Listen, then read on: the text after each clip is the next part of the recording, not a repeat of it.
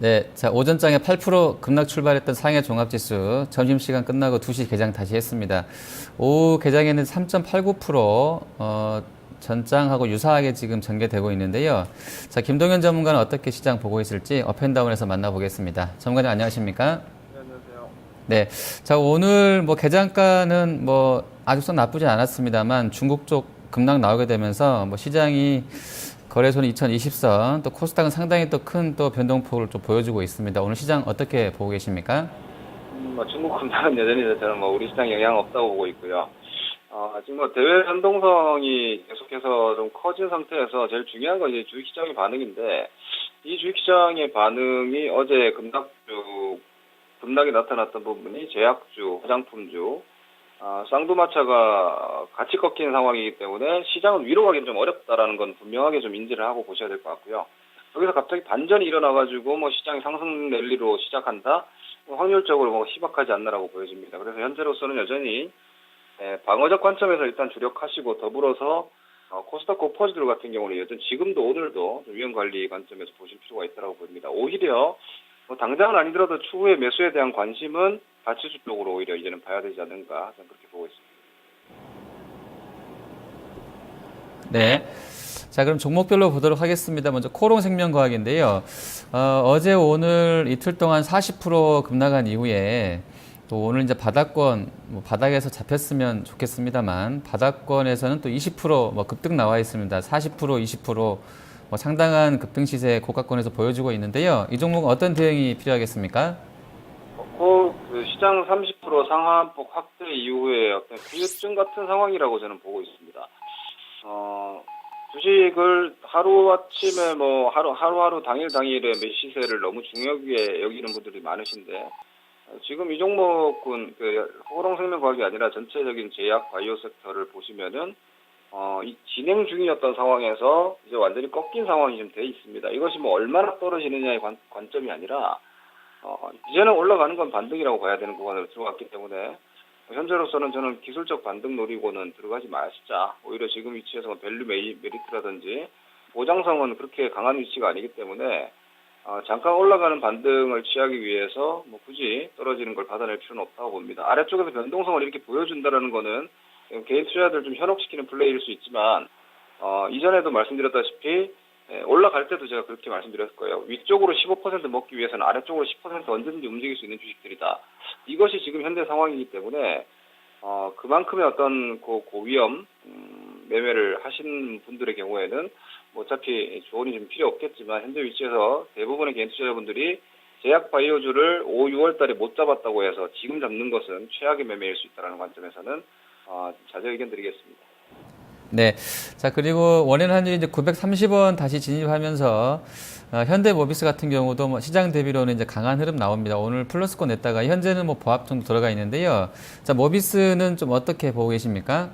시장 지수가 지금 2100포인트 이상에서 100포인트가 빠졌습니다. 그런데 지금 가만히 여러분들이 보시면은 현대모비스 같은 주식은 거의 안 빠졌죠. 오히려 미리 5월달 그리고 6월 초에 단기적으로 좀 하락을 했고, 오히려 시장이 7월달 하락세에서는 거의 피해 있습니다.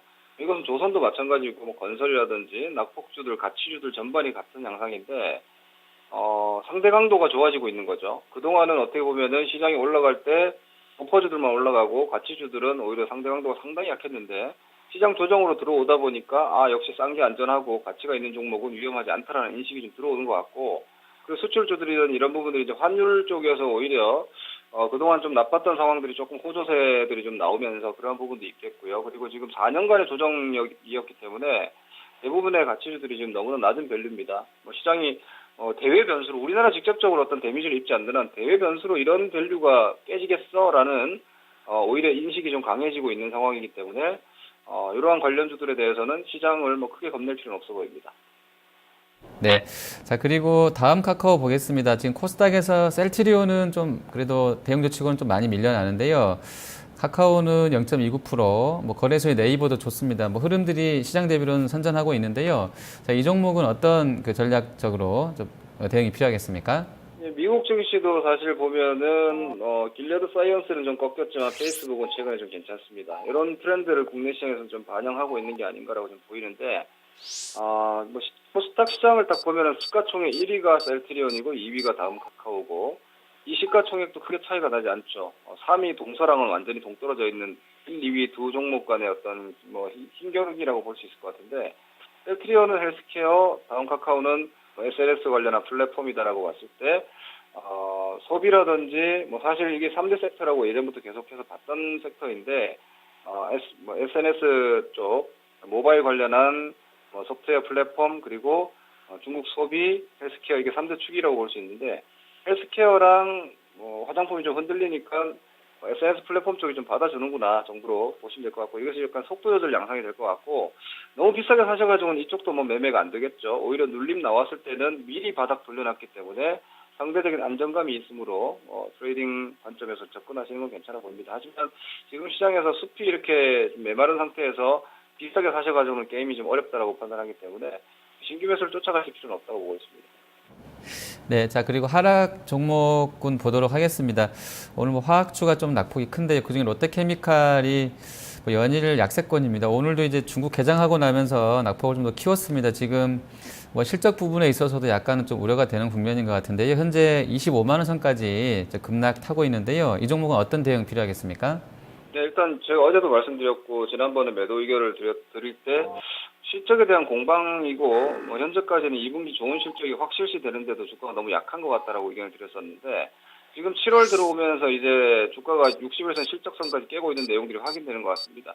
그동안 2분기 실적에 대한 모멘텀이 에틸렌 나프타 스프레드에 대한 어떤 개선 기대감 유지에 대해서 2분기 이후 3분기까지 좋을 거다라는 전망이었는데 7월달 들어가면서 제품 가격 하락이라든지 이런 부분들이 발생되면서 스프레드가 빠르게 쫙 빠지고 있습니다. 이렇게 되면은 2분기 실적은 좋지만 3분기는 2분기 대비해서 아주 낮아질 수도 있다라는 전망이 나오기 때문에 이렇게 되면은 2분기 실적이 좋은 종목이지만 주가가 빠질 수 있다라는 거죠.